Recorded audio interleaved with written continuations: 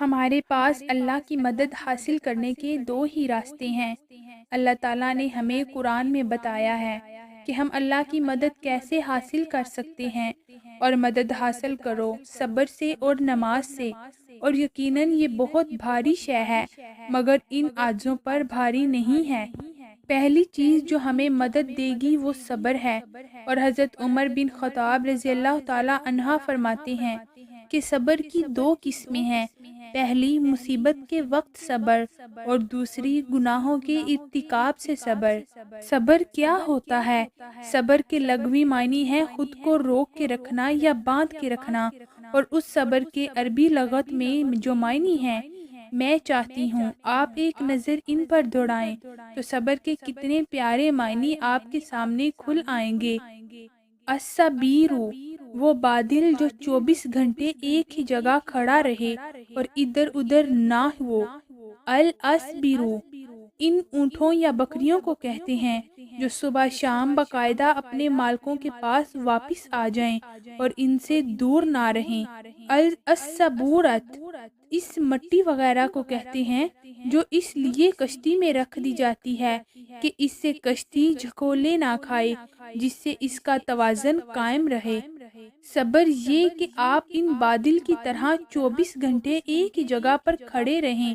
اپنے اللہ کے پاس، اپنے اللہ کے حضور۔ صبر یہ ہے کہ آپ ان اونٹوں یا بکریوں کی طرح اپنے مالک یعنی اپنے اللہ کے پاس واپس آ جائیں، آپ اپنے اللہ سے دور نہ رہیں، آپ راستے میں آنے والی بیرونی رکاوٹوں میں گم ہونے کی بجائے اللہ کے پاس واپس آ جائیں، اور آپ اتنے پاورفل ہو جائیں کہ آپ میں ایک توازن قائم ہو جائے، آپ کی ذات میں بیلنس آ جائے، بالکل اس مٹی کی طرح جو کشتی میں ڈالی جاتی ہے کہ وہ جھکولے نہ کھائے۔ مصیبت کے وقت صبر یہ ہے کہ آپ ان بادلوں کی طرح صرف اللہ کے سامنے کھڑے رہیں، آپ مدد کے لیے کسی اور کی طرف رجوع نہ کریں، اور آپ اگر کبھی بھٹک بھی جائیں یا مصیبت آپ کو اللہ سے دور بھی کر دے تب بھی آپ ان بکریوں کی طرح واپس اپنے مالک کے پاس آ جائیں، اور آپ صبر اپنے اندر ڈال کے اپنی ذات کو بیلنس میں لے آئیں، یعنی آپ کی ذات جو ادھر ادھر کبھی لوگوں کی مدد اور کبھی آسائشات کی خواہشوں اور حسرت کے بیچ جھکولے کھا رہی تھی، وہ صرف نظر کرم اللہ سے لگا کے واپس بیلنس میں آ جائے۔ اور دوسرا گناہوں سے بچنے پر صبر، مطلب کہ گناہ سے بچنے کے لیے آپ ہمیشہ اپنے اللہ کے در پر کھڑے رہیں، یعنی اللہ کو یاد جتنا رکھیں گے اتنا گناہوں سے بچ سکیں گے، اور بالفرض اگر کبھی گناہ کا خیال یا گناہ کی طرف مائل ہو جائیں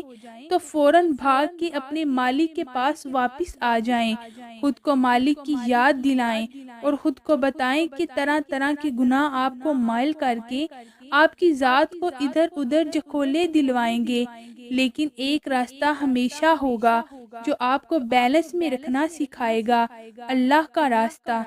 اللہ تعالیٰ سے مدد حاصل کرنے کی دوسری صورت نماز ہے۔ نماز یعنی اللہ سے باتیں کرنا، اللہ سے ملاقات کرنا، اللہ سے مانگنا۔ نماز کیا ہے؟ دعا کی ایک صورت نماز کی ابتدا ہے، الفاتحہ دعا ہے۔ نماز کا اختتام سلام پھیرنے سے پہلے بھی آپ دعا مانگ رہے ہوتے ہیں۔ نماز اللہ سے مدد مانگنے کی ڈائریکٹ شکل ہے، اور اس میں بھی آپ صبر کی طرح اپنے مالک کے پاس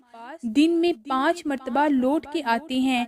دن میں 5 بار آپ خود کو یاد کرواتے ہیں کہ آپ بندے ہیں جو بے بس ہوتے ہیں، جن کو اللہ کی مدد کی ضرورت ہر لمحے ہوتی ہے۔